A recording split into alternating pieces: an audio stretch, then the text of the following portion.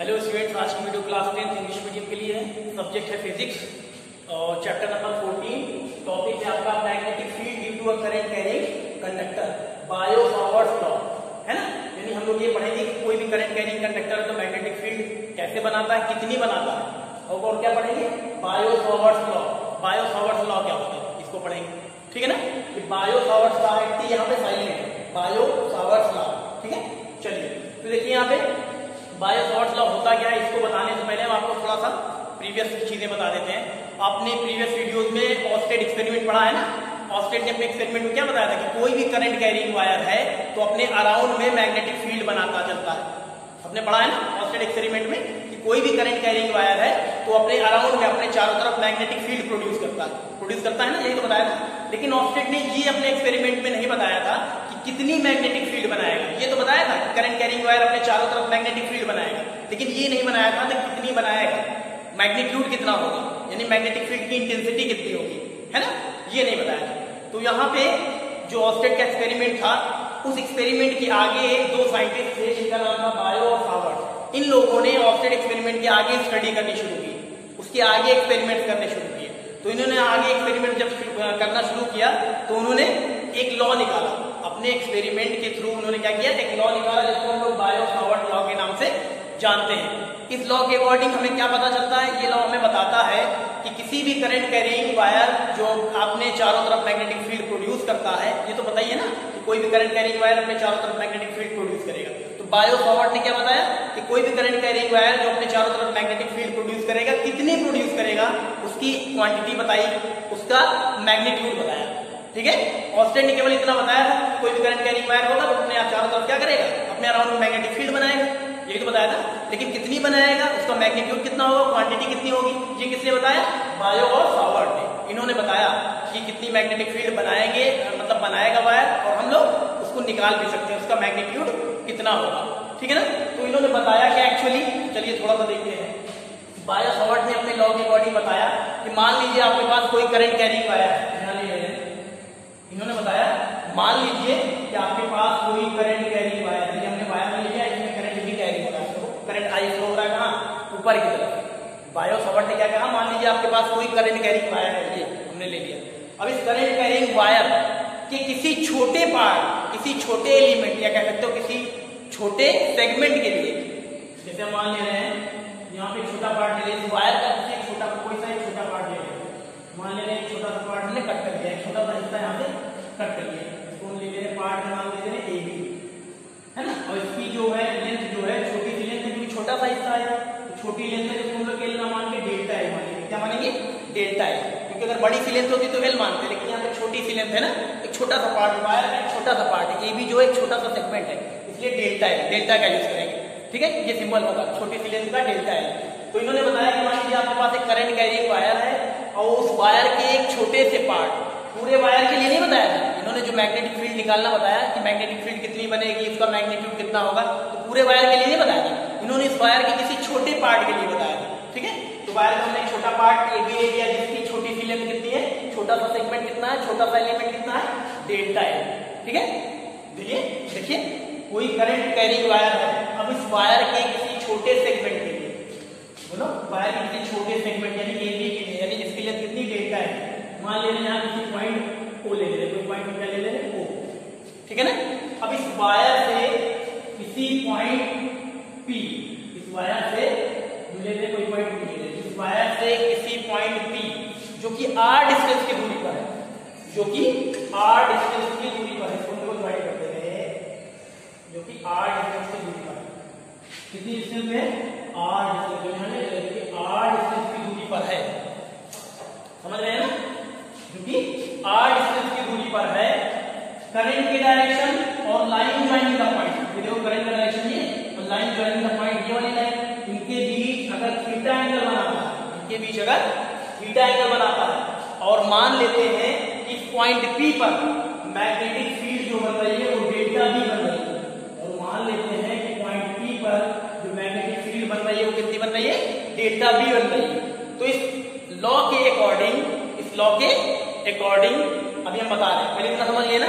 देखो मान लीजिए इन्होंने बताया क्या, इन्होंने बताया कि मान लीजिए आपके पास कोई करंट कैरिंग वायर है जिसमें करंट फ्लो हो रहा है, तो इस वायर के पार्ट से, किसी एक छोटे एलिमेंट जिसकी लेंथ डेल्टा एल, उससे किसी पॉइंट पी, या कह सकते हैं कोई पॉइंट पी जो कि इस पॉइंट से आर डिस्टेंस की दूरी पर है, जो कि उस पॉइंट से, पॉइंट पी से आर डिस्टेंस की दूरी पर है, और करंट की डायरेक्शन और लाइन ज्वाइनिंग का पॉइंट, यानी ये लाइन जो है पॉइंट को ज्वाइन कर रही है, उनके बीच करंट के डायरेक्शन और इस लाइन के बीच अगर थीटा एंगल बनता है, और ये मान लेते हैं कि पॉइंट पी पर, जो पॉइंट पी लिया है उस पे जो मैग्नेटिक फील्ड की इंटेंसिटी है या जो मैग्नेटिक फील्ड बन रही है वो मान लेते हैं डेल्टा बी है। तो ये लॉ कहता क्या है, हम बताते हैं आपको। ये लॉ कहता है कि डेल्टा बी जो होगा, यानी जो मैग्नेटिक फील्ड की इंटेंसिटी होगी यहाँ पॉइंट पी पर, वो किसके इक्वल होगी, वो होगी mu naught upon 4 pi I delta L sine theta upon R square. देख रहे हैं इसके अकॉर्डिंग, ये क्या लॉ, किसका लॉ है, ये बायो सावर्ट का लॉ है।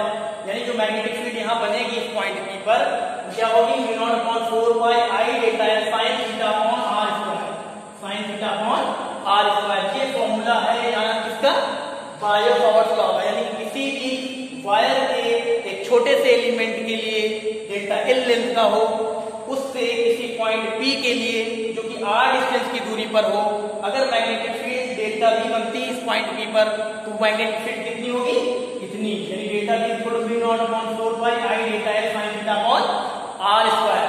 यही है, इसी को हम बोलते हैं बायो सावर्ट लॉ। इसके अकॉर्डिंग हम लोग किसी वायर के एक छोटे से लेंथ के लिए, एक छोटे से सेगमेंट के लिए मैग्नेटिक फील्ड की इंटेंसिटी निकाल सकते हैं, यानी मैग्नेटिक फील्ड का मैग्नीट्यूड निकाल सकते हैं। अब ये लॉ आया कहां से, इसको हम डिराइव करके भी बताते हैं, ठीक है। चलिए इसको हम डिराइव करके बता दे रहे हैं आपको। देखिए यहाँ पे हमने लिख के रखा है, let the length of the small segment of conducting wire is delta L. हम मान लेते हैं जो करंट कैरिंग वायर है इसका एक छोटा सा एलिमेंट, एक छोटा सा, इसका क्या है, डेल्टा एल। ये हमने माना है डेल्टा एल। डेल्टा क्यों लगाया, डेल्टा का सिंबल क्यों लगाया, क्योंकि लेंथ बहुत छोटी सारी लेंथ है। अब आगे फिर क्या दिया, the current flowing through it is I, यानी इस वायर में जो करंट फ्लो हो रहा है ना भाई, इस वायर का छोटा सा लेंथ क्या है, छोटी सी लेंथ कौन सी है, डेल्टा है, और वायर में करंट कितना फ्लो हो रहा है, आई। और आगे लिखते हैं the distance between the point P and wire is R. The distance between point P और ये पॉइंट देखिए, पॉइंट पी और पॉइंट ओ के बीच की जो डिस्टेंस है वो है कितनी है, आर है। यानी इस वायर से किसी पॉइंट पी की जो डिस्टेंस है वो आर है। चलिए और आगे बढ़ते हैं, फिर कह रहा है angle between the direction of current and the line joining two the point is theta. यहाँ पे कह रहा है करंट कैरिंग वायर जो है, जो करंट का डायरेक्शन है उसके बीच और लाइन ज्वाइनिंग द पॉइंट इनके बीच, बोलिए डायरेक्शन ऑफ करंट और लाइन ज्वाइनिंग द पॉइंट इनके बीच अगर एंगल थीटा हो, इनके बीच अगर एंगल थीटा हो, if delta B is the intensity of magnetic field at point P. और कह रहा है अगर पॉइंट पी पे मान लीजिए कि मैग्नेटिक फील्ड की इंटेंसिटी डेल्टा बी है, तो क्या होगा, the according to this law, then according to this law, then according to this law, तब इस लॉ के अकॉर्डिंग क्या कहना है, क्या बताते हैं। तब ये लॉ जो कहता है इसके अकॉर्डिंग डेल्टा बी होगा, यानी जो मैग्नेटिक फील्ड बनेगी इस पॉइंट पी पे, वो डायरेक्टली प्रोपोर्शनल होगी किसके, इस छोटी सी लेंथ के, इस छोटे से सेगमेंट यानी डेल्टा एल। समझ रहे हो ना, इसको ले ले रहे क्वेश्चन नंबर फर्स्ट। उसके बाद ये जो मैग्नेटिक फील्ड बनेगी वो डायरेक्टली प्रोपोर्शनल होगी current flowing in the wire, यानी इस वायर में जो करंट फ्लो हो रहा है आई के, और इसके डेल्टा बी जो है, यानी जो मैग्नेटिक फील्ड इंटेंसिटी है पॉइंट पे जो मैग्नेटिक फील्ड बन रही है वो इनवर्सली प्रोपोर्शनल होगी किसके, डिस्टेंस के। डिस्टेंस आपको पता है ना, आर। कौन से डिस्टेंस, इस वायर से किसी पॉइंट पी के बीच की डिस्टेंस, इस वायर से किसी पॉइंट पी के बीच की जो डिस्टेंस आर, उसके इनवर्सली प्रोपोर्शनल होगी, उसके स्क्वायर के इनवर्सली प्रोपोर्शनल, ठीक है। यानी मैग्नेटिक फील्ड की इंटेंसिटी जो होगी, ये जो डिस्टेंस है इस वायर और किसी पॉइंट पी के बीच की कितनी है, आर, उसके स्क्वायर के इनवर्सली प्रोपोर्शनल, उसके स्क्वायर के इनवर्सली प्रोपोर्शनल, ठीक है। चलिए और आगे बढ़ते हैं, delta B is directly proportional. यहाँ पे एंगल भी तो है, तो एंगल में हम लोग कौन सा रेशियो लेंगे, साइन लेंगे, यहाँ पे साइन थीटा। इन्होंने बायो सावर्ट में कौन सा रेशियो लिया था, जब ट्रिग्नोमेट्री आप पढ़ोगे तो सारे रेशियो पढ़ोगे, sine cos tan cot sec cosec. अभी फिलहाल इतना जानिए कि जो बायो सावर्ट से इन्होंने क्या किया था, जो एंगल बन रहा था उसने कौन सा रेशियो लिया था, साइन लिया था, ठीक है। ये हो गया। अब देखिए कितने इक्वेशन बने, 1 2 3 4, ये चारों को कंबाइन कर दीजिए, यहाँ लिख दीजिए कंबाइनिंग all four इक्वेशन, ठीक है। कंबाइन कर दीजिए, को कंबाइन कर देंगे आप सारे इक्वेशन को, तो आएगा क्या आपका, आ जाएगा delta directly proportional I delta L sine theta upon R square जी आ जाएगा। देख रहे हैं इसको और आगे थोड़ा सा सॉल्व करोगे तो यहाँ हो जाएगा आपका डेल्टा बी, देखो थोड़ा सा बड़ा लिख रहे हैं, उसके अकॉर्डिंग आपका आ जाएगा delta B equal to proportional का साइन हटाओगे तो आपके पास एक कांस्टेंट आ जाएगा mu not upon 4 pi. Mu nought, ये देखिए न्यू नॉट है, न्यू है जीरो लगा दिया, nought mu not upon 4 pi, mu not upon 4 pi. बाकी जो आपका लिखा है I delta L sine theta, I delta L sine theta upon R square, ये आ जाएगा आपका फॉर्मूला। ठीक है ना, प्रोपोर्शनल का साइन बताया तो आपने आपका कांस्टेंट आ गया न्यू नॉट अपॉन 4 पाई। अब यहाँ हम ये भी मेंशन कर दे रहे हैं कि ये है क्या, न्यू नॉट क्या है, यहाँ लिख दे रहे हैं न्यू नॉट, न्यू बना लेते ना, न्यू का सिंबल इसको पहले न्यू बनाओ ऐसे करके और यहाँ जीरो लगा दो। न्यू नॉट है क्या, यहाँ पे न्यू नॉट है कांस्टेंट है, क्या है कांस्टेंट। इस कांस्टेंट को बोलते क्या है, परमिटिविटी ऑफ फ्री स्पेस। यहाँ देखो लिख दे न्यू नॉट है क्या, permeability, permeability of free space. Free space का मतलब वैक्यूम लिख लो आप या एयर लिख लो, परमिएबिलिटी ऑफ फ्री स्पेस या फिर फ्री स्पेस की जगह वैक्यूम लिख सकते हो, एयर। फ्री स्पेस का मतलब क्या है, एयर या वैक्यूम, तो ये लिख दिया परमिएबिलिटी ऑफ वैक्यूम। और म्यू नॉट की वैल्यू क्या होती है, म्यू नॉट की जो वैल्यू होती है वो होती है 4 पाई, क्या होती है 4 pi into 10 to the power minus 7, 4 pi into 10 to the power minus 7। Unit क्या होती है, टेस्ला मीटर पर एम्पियर, टेस्ला मीटर पर एम्पियर, समझ गया ना, इसकी वैल्यू होती है। और अगर पूरे की बात करें, पूरे की बात करें तो mu not upon 4 pi, mu not upon 4 pi, इसकी टोटल वैल्यू हो जाएगी पूरी value 10 to the power minus 7 newton पर एम्पियर स्क्वायर, न्यूटन पर एम्पियर स्क्वायर। समझ रहे हैं ना, यहाँ पर देखो डेल्टा बी एल के फॉर्मूला आया बायो सावर्ट लॉ का, mu not upon 4 pi into I delta L sine theta upon R square. अब यहाँ पे न्यू नॉट क्या है, न्यू नॉट को हम लोग बोलते हैं परमिटिविटी ऑफ वैक्यूम या permeability of free space. Mu not की वैल्यू क्या होती है 4 pi into 10 to the power minus 7 tesla metre पर ampere. Mu naught upon 4 pi की वैल्यू कितनी होती है 10 to the power minus 7 newton पर एम्पियर स्क्वायर। ठीक है ना, सारी चीजें बिल्कुल देखो क्लियर है। बाकी तो आपको पता ही है आई क्या है, करंट जो फ्लो हो रहा है कंडक्टर में, डेल्टा एल क्या है, इस पूरे वायर का एक छोटा सा पार्ट है, छोटा सा लेंथ है। उसके बाद साइन थीटा क्या है, करंट की डायरेक्शन और लाइन जॉइनिंग द पॉइंट, इनके बीच का क्या है एंगल है, रेशियो क्या लिया हमने साइन हो गया साइन थीटा है ना।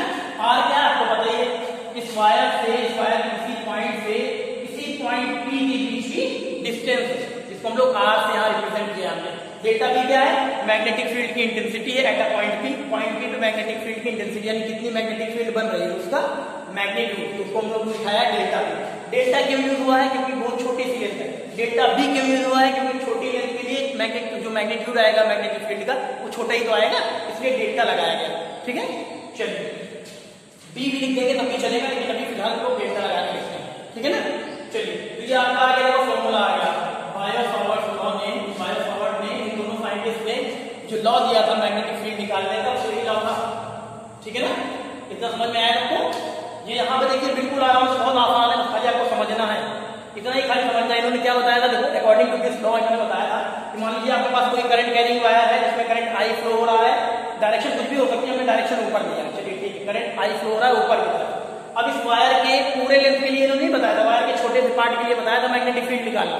तो इस वायर के किसी छोटे लेंथ यानी डेल्टा एल के लिए, जो कि इसी पॉइंट पी से आर डिस्टेंस की दूरी पर है और करंट के डायरेक्शन और लाइन ज्वाइनिंग द पॉइंट इनके बीच अगर थीटा एंगल बनाता है, करंट के डायरेक्शन और ये जो इस लाइन को ज्वाइन करने वाले जो पॉइंट है इनके बीच अगर थीटा एंगल बनाता है और पॉइंट पी पर अगर मैग्नेटिक फील्ड की इंटेंसिटी डेल्टा बी है, तो इस लॉ के अकॉर्डिंग क्या होगा, इस लॉ के अकॉर्डिंग क्या होगा, डेल्टा बी यानी कि जो मैग्नेटिक फील्ड यहाँ पे बन रही है वो डायरेक्टली प्रोपोर्शनल होगी डेल्टा एल के, वो डायरेक्टली प्रोपोर्शनल होगी करंट फ्लोइंग के, वो डायरेक्टली प्रोपोर्शनल होगी, सॉरी वो डायरेक्टली नहीं इनवर्सली, वो इनवर्सली प्रोपोर्शनल होगी डिस्टेंस के स्क्वायर के। यहाँ पे इस वाले में वो इनवर्सली प्रोपोर्शनल होगी डिस्टेंस के स्क्वायर के। ठीक है, चलिए, और उसके बाद डायरेक्टली प्रोपोर्शनल होगी साइन थीटा के, यानी जो एंगल बन रहा है उसके साइन थीटा के। ठीक है ना, इनको कंबाइन कर दिया गया तो हमारा delta B is directly proportional I delta sine theta upon R square आएगा। प्रोपोर्शनल यहाँ पर देखिए प्रोपोर्शनल का साइन है ना, तो आपके पास कांस्टेंट आ गया म्यू नॉट अपॉन 4 पाई। म्यू नॉट अपॉन 4 पाई है क्या, पहले बताया म्यू नॉट अपॉन 4 पाई क्या है, कांस्टेंट है जिसकी value 10 to the power -7 newton पर एम्पीयर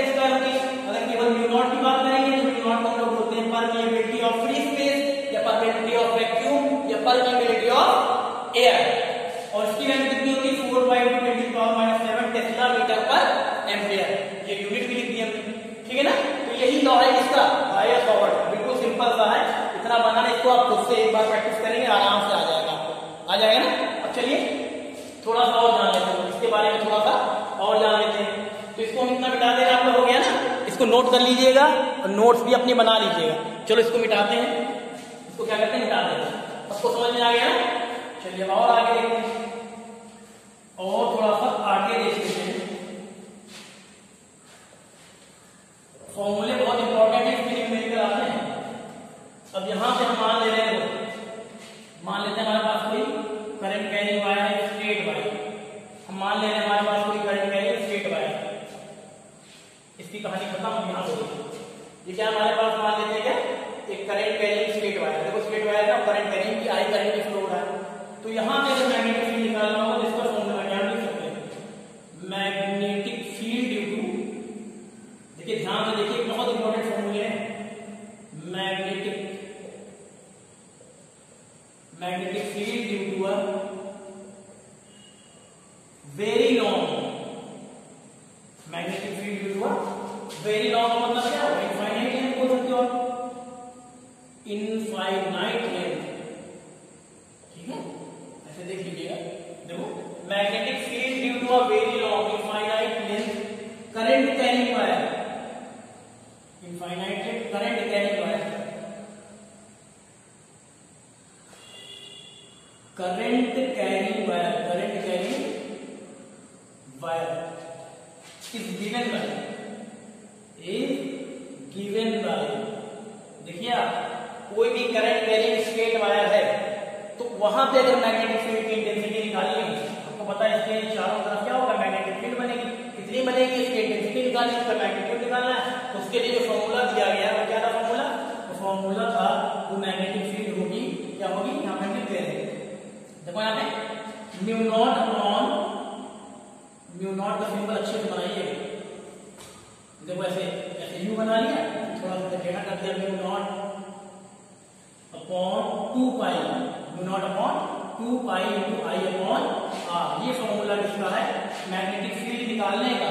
कहां पे, इसी करंट कैरिंग स्ट्रेट वायर के, स्ट्रेट वायर के लिए मैग्नेटिक फील्ड निकालना होगा। तो ये लगाएंगे magnetic field V is equal to mu naught upon 2 pi I upon R. समझ रहे हो ना, ये लग जाएगा। और उसके बाद अगर सर्कुलर रूप ले लिया जाए, जैसे यहाँ पे जो हमने जान लिया करंट कैरिंग स्ट्रेट वायर के लिए ये फॉर्मूला लगेगा।